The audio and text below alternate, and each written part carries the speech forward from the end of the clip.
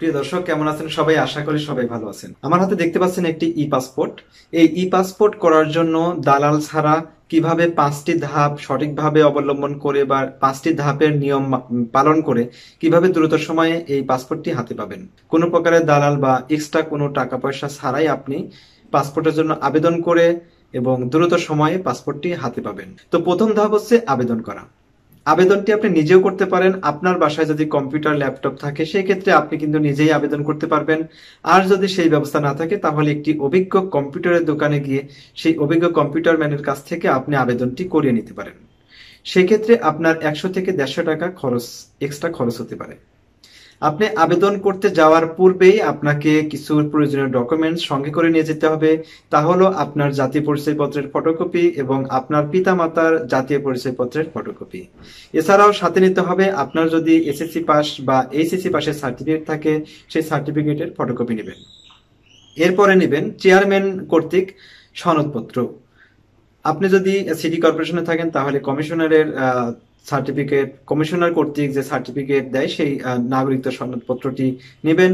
এরপরে আপনি যে বর্তমান ঠিকানায় আছেন সেই ঠিকানার বিদ্যুৎ বিলের ফটোকপি নেবেন। এরপরে সকল ডকুমেন্ট নিয়ে যখন আপনি কম্পিউটার দোকানে যাবেন তখন সেই আবেদন করার সময় অবশ্যই আপনাকে একটি রেজিস্ট্রেশন করতে হবে। প্রথমে একটি অ্যাকাউন্ট ক্রিয়েট করতে হবে, সেখানে একটি আইডি এবং পাসওয়ার্ড দেওয়া হবে। এই আইডি এবং পাসওয়ার্ড ক্রিয়েট হওয়ার পরে আপনি কাগজে লিখে রাখবেন, কারণ এটা সংরক্ষণ করা আপনার খুবই জরুরি। পরবর্তীতে পাসপোর্টের কোনো কারেকশন প্রয়োজন হলে এই আইডি এবং পাসওয়ার্ডের প্রয়োজন হবে। আপনি যদি দেখেন যে আপনার ডকুমেন্টের মধ্যে কোনো একটি নামের বানান ভুল আছে, কারেকশন করার প্রয়োজন, সেই ক্ষেত্রে কিন্তু আপনাকে আবেদনের পূর্বেই আপনাকে ওই ডকুমেন্টের বা কোনো নামের বানান যদি ভুল থাকে সেটা আগে কারেকশন করে নিতে হবে। দেন তারপরে আপনাকে আবেদন করতে হবে পাসপোর্টের জন্য। কোনো ভুল তথ্য দিয়ে পাসপোর্টের জন্য আবেদন করবেন না, সেক্ষেত্রে পরে পাসপোর্ট আটকে যাবে, আপনি সঠিক সময় কিন্তু পাসপোর্ট পাবেন না। পাসপোর্ট করার সময় কিছু সতর্কতা অবশ্যই অবলম্বন করবেন। এরপরে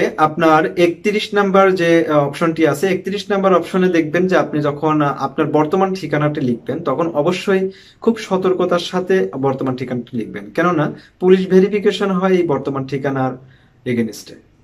আপনার এই ঠিকানা যদি ভুল হয় তাহলে পুলিশ ভেরিফিকেশনে কিন্তু আটকে থাকবে আপনার পাসপোর্ট, পরে অনেক মহাবিপদে পড়বেন। এরপরে আপনার যে আইডি পাসওয়ার্ড, এর তো আগে বললাম আইডি পাসওয়ার্ড আপনি লিখে রাখবেন। এরপরে যদি সঠিকভাবে পূরণ করার পর সাবমিট করবেন আপনার আবেদনটি। সাবমিট করার পরে সাথে সাথেই কিন্তু প্রিন্ট করবেন না, কারণ এগুলা অনেক সময় আমার ক্ষেত্রেও হয়েছে, সাথে সাথে প্রিন্ট করার ক্ষেত্রে আবেদনপত্রের সাথে একটা কিউআর কোড একটা পেপার আসে। মূল আবেদনপত্রের মানে 3টা পেজের পরে আরেকটি পেজ আসে কিউআর কোড সম্বলিত। সেই পেজটা কিন্তু আমার ক্ষেত্রে আসেনি, কারণ আমি সাথে সাথে প্রিন্ট করেছিলাম। আবার অনেক সময় চলেও আসে। তো আপনারা 10 থেকে 20 মিনিট পরে আপনারা এই আবেদনটি প্রিন্ট করবেন। তো এরপরে আবেদন প্রক্রিয়া সম্পন্ন হওয়ার পরে দ্বিতীয় ধাপে চলে যাবেন। দ্বিতীয় ধাপটি কি? ফি জমা। তো আসলে ফি জমার যে অ্যামাউন্টটা, এটা নির্ধারণ হয় আপনার এই পাসপোর্টের ধরন, তারপরে পাসপোর্টের যে পাতা আছে এবং পাসপোর্টের মেয়াদ, এই 3টা জিনিসের উপর ভিত্তি করেই আপনার পাসপোর্টের ফিটা নির্ধারণ হবে। তো পাসপোর্টের ফির ওপর একটি চার্ট আছে, সেটা যে অ্যামাউন্ট গুলো আছে সেটা আমার ভিডিও ডিসক্রিপশন বক্সে দিয়ে রাখবো, সেখান থেকে দেখে নেবেন। অথবা আপনি যখন আবেদন করবেন তখন আপনি ওখানে অনলাইনেই পেয়ে যাবেন, ওয়েবসাইটেই কিন্তু পেয়ে যাবেন যে আপনি কত পেজের কত মেয়াদের পাসপোর্ট নিলে আপনাকে কত ফি প্রদান করতে হবে।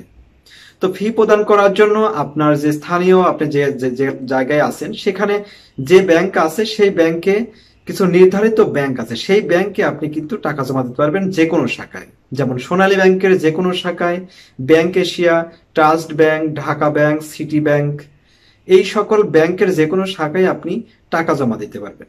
টাকা জমা দিতে যাওয়ার পূর্বে অবশ্যই সাথে করে আপনার ন্যাশনাল আইডি কার্ডের ফটোকপি কিন্তু সাথে নিয়ে যাবে, তাহলে আপনার নামের বানানটি সঠিকভাবে তারা লিখে স্লিপটা প্রদান করবে।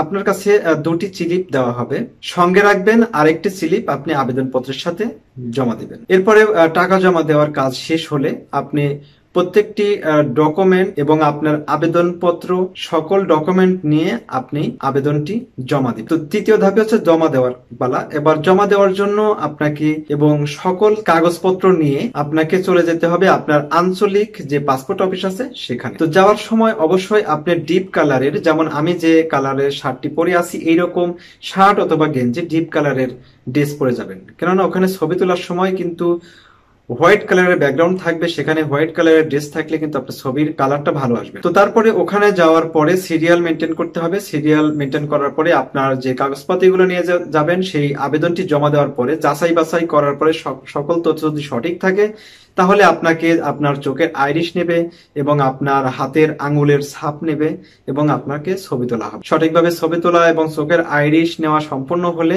আপনাকে একটি স্লিপ দেওয়া হবে, ডেলিভারি স্লিপ। তো এই ডেলিভারি স্লিপটি সংরক্ষণ করে রাখবেন অথবা মোবাইলে ছবি তুলে রাখবেন, কখনোই যাতে না হারায়। এই ডেলিভারি স্লিপটা নিয়েই কিন্তু পরবর্তীতে আপনি পাসপোর্টটি আপনি সংগ্রহ করবেন। তো পাসপোর্টটি সংগ্রহ করার সময় এরপরে চতুর্থ ধাপে থাকছে পুলিশ ভেরিফিকেশন। এই পুলিশ ভেরিফিকেশনে কিন্তু অনেকে অনেক দ্বিধাদ্বন্দ্বে ভোগেন, অনেকে দুশ্চিন্তায় পড়েন যে আসলে পুলিশ ভেরিফিকেশনে কি বলবে, কি করবে, আমার ভেরিফিকেশনটা কি সঠিকভাবে হবে কিনা, অনেকে চিন্তিত থাকে। আসলে চিন্তার কোনো বিষয়ই নেই। পুলিশ ভেরিফিকেশন একটি সাধারণ একটি বিষয়, এটা সরকারি কাজ, তারা সরকারি কাজ করবেই। হয়তোবা কেউ কিছু চা নাস্তা খাওয়ার জন্য কিছু চাইতে পারে, কিন্তু আপনি না দিলে কিছুই করার নেই তাদের। আপনার সঠিক যদি ডকুমেন্টস থাকে কোনো সমস্যা নেই, আপনার পুলিশ ভেরিফিকেশন 100% সাকসেসফুল হবে, কোনো সমস্যা নেই। সেই ক্ষেত্রে যখন আপনার আঞ্চলিক যে থানা থেকে যখন ফোন করা হবে পুলিশ ভেরিফিকেশনের জন্য, পূর্বে যে ডকুমেন্টস দিয়ে আপনি এই পাসপোর্ট আবেদন করেছেন সেই ডকুমেন্টের এক সেট ফটোকপি নিয়ে আপনি থানায় যাবেন। যাওয়ার পরে তারা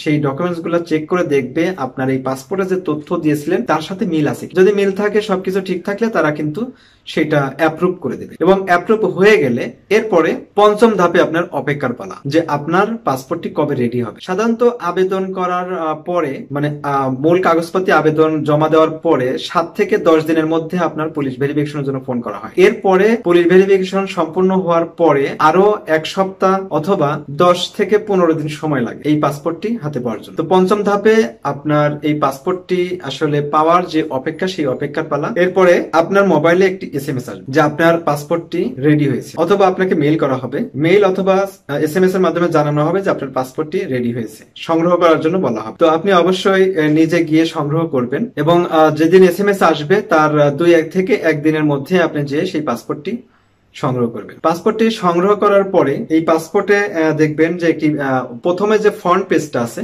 সেই ফ্রন্ট পেজের একটি ছবি তুলে রাখবেন অথবা একটি ফটোকপি করে অন্য একটি গুরুত্বপূর্ণ জায়গায় রেখে দিবেন, কারণ এই পাসপোর্টটি যদি ভবিষ্যতে হারিয়ে যায় আবেদন করা বা জিডি করার সময় প্রয়োজন পড়তে পারে। তো এইভাবে আপনি পেয়ে যাবেন আপনার এই সোনার হরিণ, এই কাঙ্ক্ষিত পাসপোর্ট, পাসপোর্ট। অনেকেই প্রশ্ন করেন যে ভাই আমি অনেকদিন হলে আবেদন করেছি, কেন পাচ্ছি না, আমার অনেকদিন হয়ে গেছে পুলিশ ভেরিফিকেশন হচ্ছে না, বা পুলিশ ভেরিফিকেশনে আটকে আছে, তারা করতেছে না। তো আসলে এই সমস্যাগুলো হয় কিভাবে? আপনার পাসপোর্ট যদি কোনো কারণে দেরি হয় বা লেট হয়, যদি 1 মাসের বেশি হয়ে যায়, সেক্ষেত্রে আপনি মনে করবেন যে আপনার পাসপোর্টের কোনো একটি তথ্য ভুল আছে। তো সেই ক্ষেত্রে আপনি সরাসরি আপনি যে পাসপোর্ট অফিসে জমা দিয়েছেন সেই পাসপোর্ট অফিসে চলে যাবেন, ডেলিভারি স্লিপ সেটা দেখিয়ে আপনি খোঁজ নেবেন যে আসলে আপনার পাসপোর্টে কি প্রবলেম হয়েছে। তাহলে কিন্তু তারা বলে দেবে যে আপনার পাসপোর্টে এই প্রবলেম হয়েছে, সেই প্রবলেমটা সলভ করে দিলেই দ্রুত আপনি পাসপোর্টটি পেয়ে যাবেন। তো দর্শক, এই ছিল আজকের ভিডিওটি ভালো লাগলে অবশ্যই চ্যানেলটি সাবস্ক্রাইব করে সাথেই থাকবেন। এরকম আরো তথ্যবহুল ভিডিও পরবর্তীতে আপলোড করা হবে, সেই জন্য আপনি বেল বাটনে টাচ করে রাখবেন, তাহলে ভিডিও আপলোড করার সাথে সাথে কিন্তু আপনি ভিডিওটা পেয়ে যাবেন। সাপোর্ট করার জন্য অবশ্যই ভিডিওতে একটি লাইক দিবেন এবং পরবর্তী ভিডিও খুব সহজে পেয়ে যাবেন। ভালো থাকবেন, দেখা হচ্ছে অন্য কোনো ভিডিওতে। আল্লাহ হাফেজ।